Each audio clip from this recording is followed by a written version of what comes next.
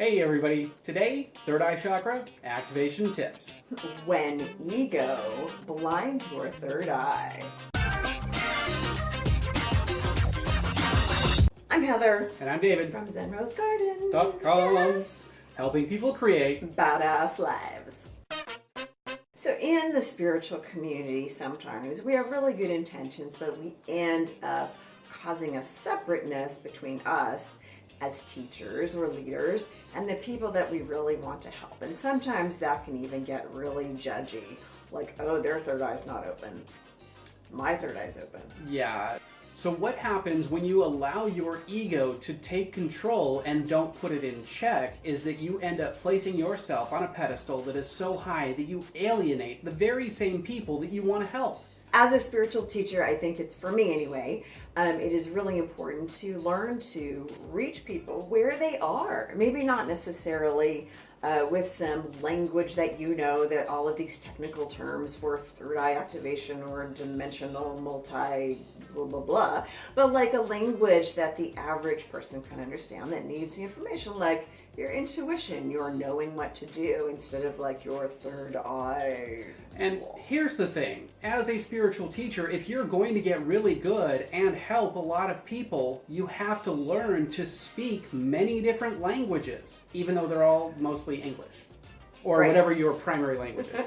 Everybody is a spiritual being, and everybody is looking for the same thing, inner peace and happiness. But if we as teachers can't come to individuals and meet them where they are, how can we possibly help people become lifted and enlightened and empowered when we're speaking a language that's up here and they speak a language that's over here? So I'm going to give you a quote that's going to poke a big fat hole into that ego. If you can't explain it simply enough, you don't know it well enough. Einstein. I'm going to talk about Jesus. Let's talk about Jesus for a minute. I want to talk about Jesus, because Jesus was one of the most incredible spiritual teachers of all time, and one of the most non-judgmental, non-alienating type teachers that ever walked the earth. The kind of person to keep it real. Right? He kept it real. He wasn't like, my third eye is so open and I can open your third eye. So Jesus, when he began to get a lot of notoriety as a teacher, the higher ups in the synagogues, who were like the very educated, well-informed academic spiritual teachers, began to criticize him for going into the slums and the poor places in town and the places where people were not educated and were sinners.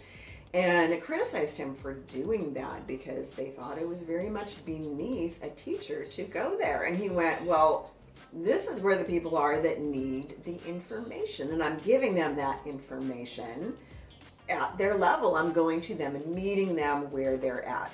Jesus became a way more effective spiritual teacher than any of those guys in the synagogues that were criticizing him. I don't know their names, but I know the name of Jesus to this day, 2,000 years later. Bam. There you go. So if you want to reach the amount of people that you want to reach with the big mission that you have, reach them where they're at. Right. Stop trying to elevate them to your level. Go down to their level, talk to them, and help them to their next step. Figure out what people need and how they need it, and then take from your skill set what you know and deliver it in a language that they can understand for their growth. Because a spiritual teacher, it's not about you, it's about your students. Got it? And it's about creating a way to relay the information so that it can be digested. We want to give a big shout out to one of our valued subscribers. Kubaboo! I hope I said that right. Let us know. Mwah. Thank you for all your support.